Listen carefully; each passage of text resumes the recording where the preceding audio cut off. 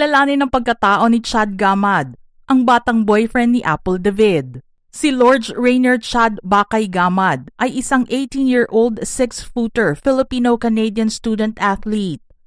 Ipinanganak siya noong October 31, 2007 sa Richmond, British Columbia, Canada. Ang angkan naman ng kanilang pamilya ay nagmula sa Cabagan, Isabela.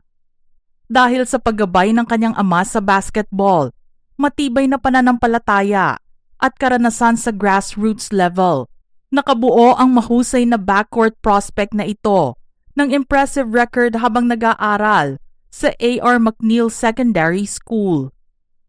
Bago pumasok sa kolehiyo sa North America, nakamit niya ang ilang All-Star honors sa mga tournament ng Burn Creek at South Fraser Zone.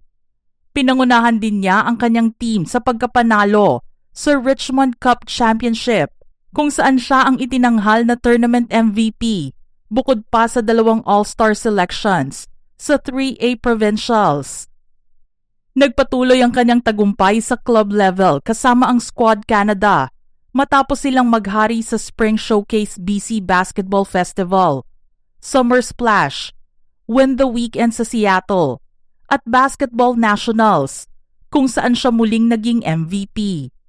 Naging matagumpay din ang kanyang mga international campaign kasama ang Top Flight Sports Canada, kung saan napabilang siya sa NBTC Mythical 5 at lumahok sa Global Hoops, pati na rin sa UPrep Canada at sa Next Pro Tournament sa California.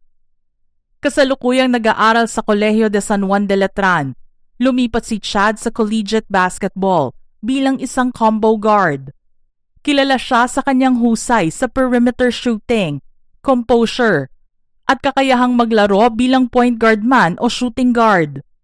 Bilang isa sa mga bagong mukha ng Letran Knights sa NCAA, nagpaparamdam din siya ng kanyang galing sa Phil Oil, Asia Basket, at Asia Basket NSAC. Handa sa mga crucial moments at nagpapakita ng maturity tulad ng kanyang idolo na si Steph Curry.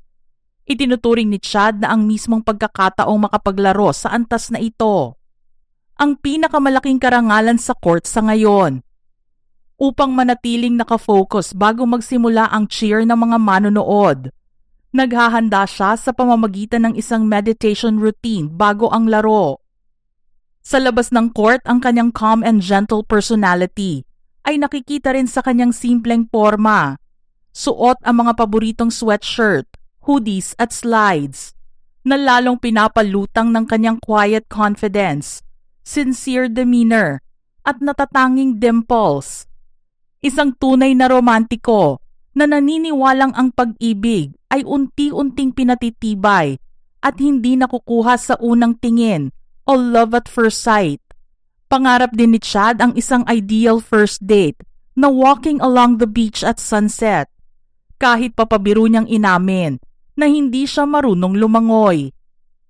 Samantala, paboritong biruin ng kanyang mga kasamahan sa team ang nakalagay sa kanyang dating profile na a young man looking for love, at bukas din daw siya sa mga interesadong magpadala ng mensahe sa kanyang DMs.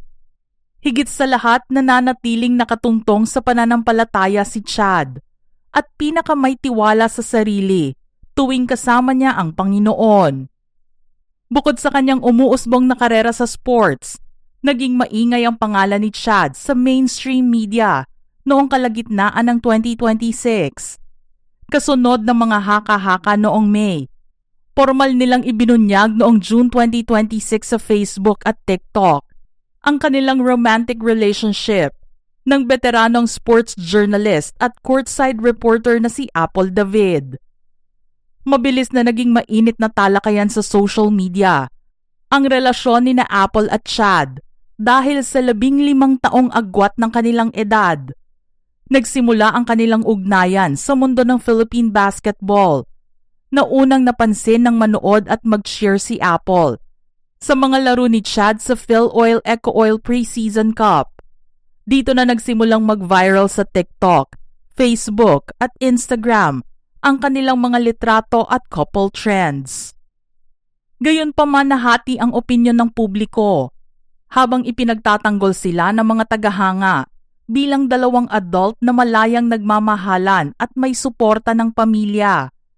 Binatikos naman si Apple ng mga kritiko na nag-akusa sa kanya ng online grooming at gumawa pa ng mga meme, pang-aasar at AI-generated photos kaugnay ng kanilang power dynamics.